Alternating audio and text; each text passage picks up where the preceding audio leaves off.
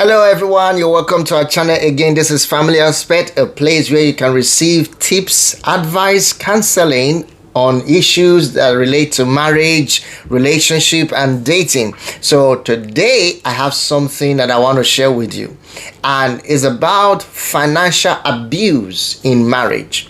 Now there are 5, or let me say 7 signs I want to share with you today. I want to share 7 signs of financial abuse in marriage. Many people don't know that the results of divorce today, or the reason why we have separation, argument and fighting and quarreling in marriage today, is boiled down to one thing majorly. I mean, there's several other things that makes relationship go into divorce or separation or several disconnections and disorientation. But this one thing is major: finance, money. Money is a big problem in marriage today. And we have seen a lot of situations where marriages, a lot of abuse is being accommodated in marriages. We have women undergoing a lot of financial abuses without them even knowing that these are financial abuse. So we want to share with you today on what I believe will help you to know that you are actually going through financial abuse. Okay, now number 1 is the denial of access. When you are denied of access to fund, finances, as a married woman, as a married man, by your spouse, then that is a sign of a financial abuse. If your partner does not provide you with access, free access to your money, free access to the money of the marriage, the money of the family, the money that is put together as couples, if your partner doesn't give you that free access, that is a sign of an abuse, denial of access. Then number 2, intense monitoring of spending. Intense monitoring of spending. This is when a spouse requires a detailed expense reports for a marital finances. He needs receipt for everything. He needs description of what you bought, everything. This kind of intense monitoring is an abuse. It doesn't really create a good atmosphere of harmony in relationship and marriage. So watch out for that. Anytime that you or in your marriage or relationship you're going through this intense monitoring of spending, then that is a sign of financial abuse. It is not a good thing. There's so much detail I can give to you on this, but I just want to give you a snapshot of all of these signs so that you understand that you're going through a financial abuse system in your home, if there is.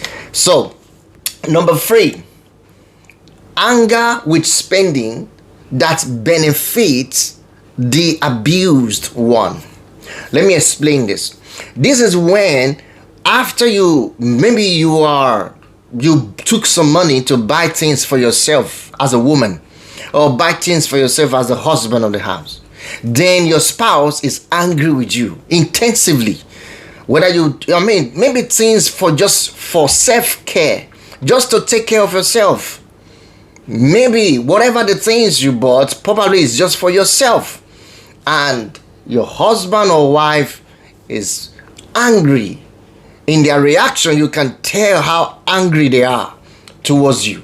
That is a sign of an abuse. That kind of behavior should not be tolerated in a marriage. It is wrong. It's financial abuse, and we need to look at these things in reality. And it happens a lot of times in marriage because nobody's talking about it. A lot of people don't even know that they are suffering from such pains. Number 4, your partner gives you an allowance.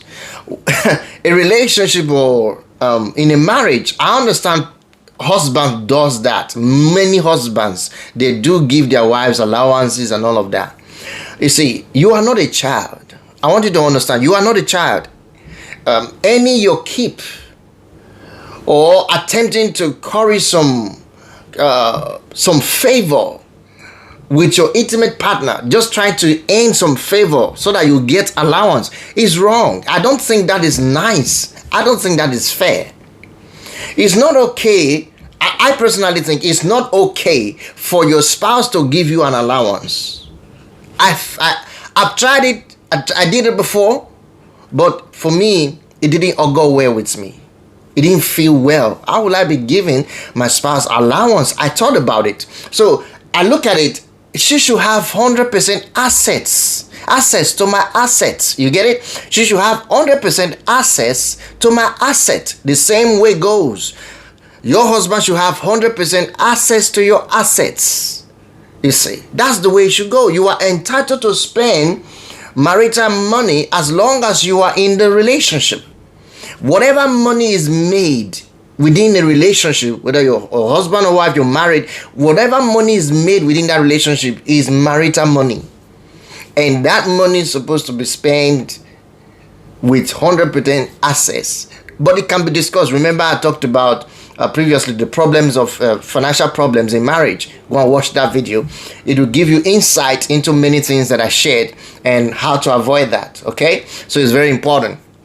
Then another sign or warning sign, red flag of financial abuse is the significant other, which is your partner, demands repayment. You see, this is very strong because you are not a bank. You are not a loan bank. You are not a commercial bank. You are not a loan bank. Nobody, none of your no partner should be demanding a repayment. So what is this scenario like? When you make a household purchase, for instance, you bought things for the house. Maybe you bought a fridge, you bought a refrigerator, you bought like a cooking gas or something, and then that was out of the marital fund. That means the money that comes to the family. And then what happens? Your spouse get to know, and then is asking, oh, you're going to be repaying this money back. As soon as you earn money, be repaying it back. You're going to be paying it back. That is wrong. That is financial abuse. No spouse should actually give such directive to their spouses to repay any major purchase that was done for the sake of the family, for the sake of the house. That is wrong. That is another way of marital abuse, I think. So then number 6, the partner will not let you work. A situation where your partner don't let you work when you want to work, when you feel like working, and your partner doesn't want you to work. Because why do you want to work? First of all, you want your freedom.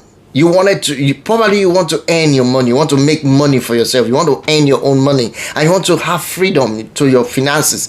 But in reality, it may not be that because of the money. You just want to be free. You just want to do something. You just want to be purposeful, right? Yes. But if your partner restricts you because he's afraid or she's afraid of you earning your own money, that is financial abuse. That's a sign there. And number 7, the double standard. Now, what is this thing called the double standard?